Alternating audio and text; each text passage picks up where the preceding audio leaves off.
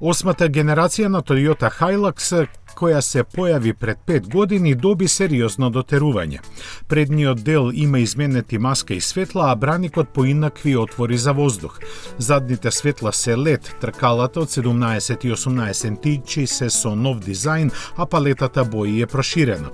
За внатрешноста е предвиден нов инфозабавен систем, а опремата е збогатена со нови безбедносни системи и асистенти за возачот.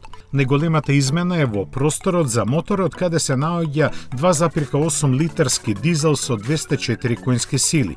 Преносот може да биде преку 6 степен мануелен или автоматски менувач само на задните или на сите 4 тркала.